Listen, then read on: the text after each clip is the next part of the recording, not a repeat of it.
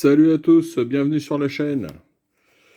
Donc, vidéo numéro 2 de présentation des nouveautés Strelett. Avec les hussards russes. Russian Hussar in Reserve. On va traduire ça pour hussards russes au repos.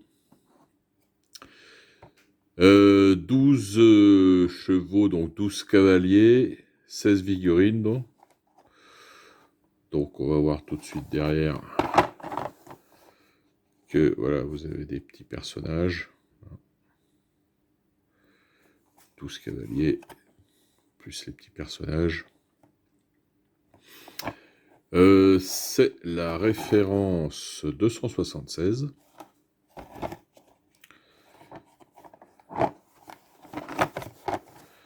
Donc là, on peut voir encore une belle photo. Donc la première vue, ça doit être des hussards de la garde russe, je pense. Si je me trompe, peut-être que je me trompe, mais non, à la première vue, ça doit être ça. On va ouvrir ça tout de suite pour voir. Donc alors, ça vient combler un manque, hein, ces hussards russes, puisque seul Zvezda en avait à son catalogue. Et il faut bien avouer que comme ils sont en rupture, je crois qu'ils ont été réédités, il y en a peut-être quelques-uns qui ont mis la main sur des boîtes. Mais pour l'instant, c'est pas facile à trouver chez Zvezda. Donc, c'est bienvenu que Strelett nous en sorte une boîte. Je crois qu'ils en avaient déjà sorti une boîte à leur début de hussards russes. Mais pas aussi beau que ceux-là, je pense. Les chevaux.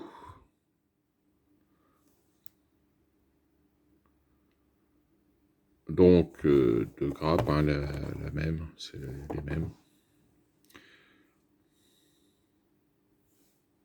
Alors, je vais changer de vue de caméra pour qu'on voit mieux. Voilà. Donc, évidemment, pas de surprise. Chevaux au repos. Alors, même reproche que dans la boîte du Lan que j'ai présenté. En nouveauté là, de chez boîte du Lan autrichien, en nouveauté de chez Strelett, c'est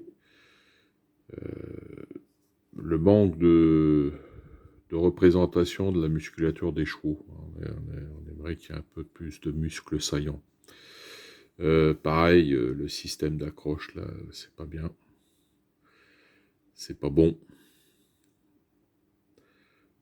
Ça va nous, je sais pas, ça va nous causer du travail supplémentaire, hein, pour retrouver, essayer d'avoir un truc propre une fois dégrappé.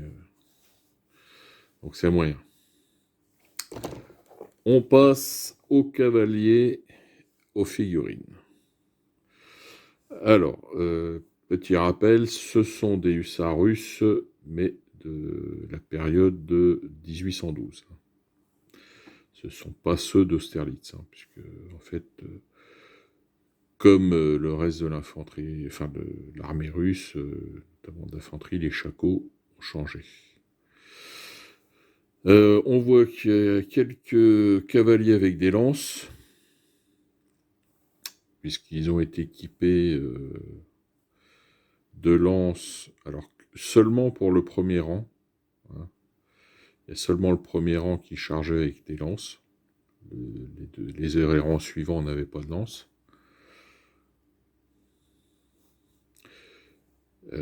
Alors ça a été introduit, je crois qu'après la campagne de Russie, ces lances. Il faudra vérifier, mais je ne sais pas s'ils les avaient pas. Je vais regarder vite fait.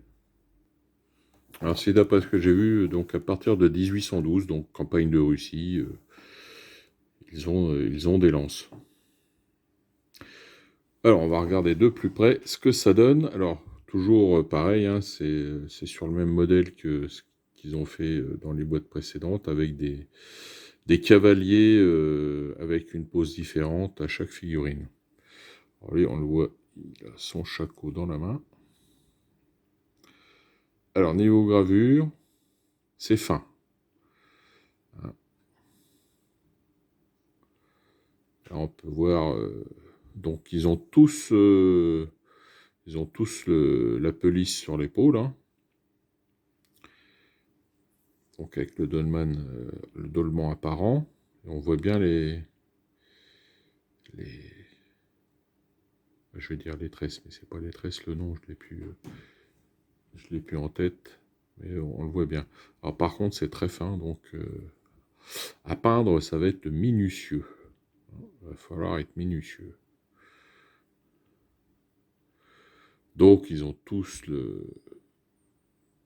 le plumet sur le shako avec les cordelettes. Un petit personnage féminin.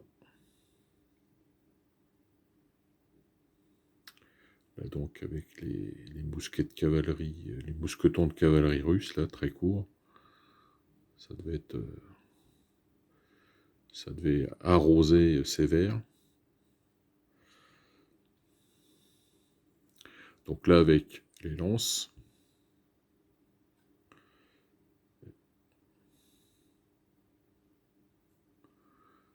Derrière, on voit la police. Bon, par contre, ce qu'on peut voir sur le sabotage, là, c'est que bon, il n'y a rien de gravé. Hein. On n'est pas sur du Italeri ou du Zvezda.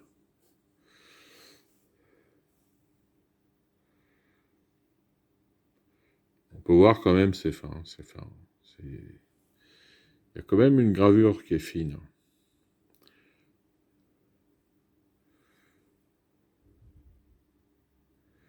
Les sabres derrière sont assez détaillés.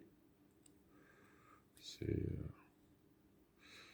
j'arrive à vous faire si mon portable veut bien faire un cadrage, une mise au point propre, voilà, on voit que c'est quand même bien détaillé. Pour le mousqueton, bon, ça va, ouais, c'est correct. Deux personnages, hein, sympathiques, 3 personnages même. Bon, de point de vue wargame, je vous dirais que ça n'a aucun intérêt. Par contre, pour ceux qui veulent faire des scénettes, c'est sympa. Un qui tient son shako, l'autre qui fume une pipe. Alors avec ces hussards, enfin avec cette boîte, on peut faire tous les régiments de hussards russes, évidemment. Et même ceux de la garde impériale. Sans problème.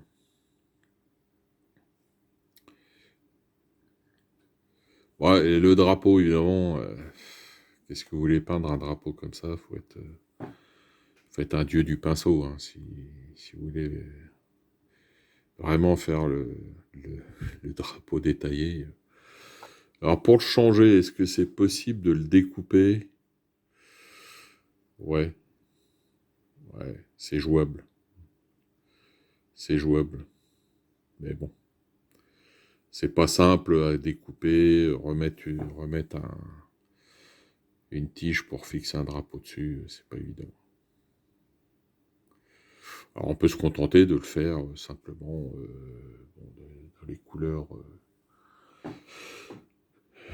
principales russes, un vert, il faudrait voir les couleurs des drapeaux, mais bon, faut quand même être balèze au niveau pinceau.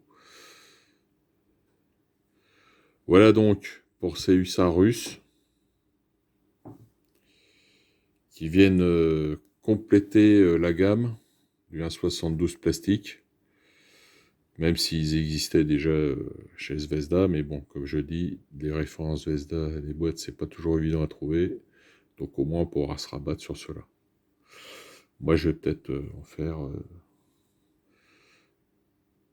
pour la garde, les hussards de la garde russe que j'ai pas fait, donc je pense que je vais taper dedans pour faire des hussards de la garde russe.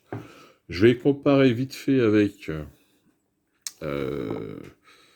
ça, c'est un hussard russe. Bon, bah, pour ceux qui suivent, ils savent que j'ai fait des hussards russes de chez New Light Design, hein. Voilà, en l'occurrence, ça c'est un que j'ai mis pour accompagner Général Bagration, en couleur de la garde, de hussard de la garde impériale russe. Pour regarder au niveau taille, bon, ben, on est pas mal, hein. On est un peu, là on est sur du 20 mm, là on est sur un 72. C'est pas du gros 1,72, c'est du petit, enfin du petit, c'est du normal, on va dire. Donc, ouais, ça colle bien. Au niveau cavalier, on va essayer d'en rapprocher un à côté. Pas facile. Et on va voir si ça, ouais, oui, peut-être. Alors, au niveau taille, ouais, on est un peu plus grand, mais bon. Un peu plus grand, mais pas grand-chose, hein.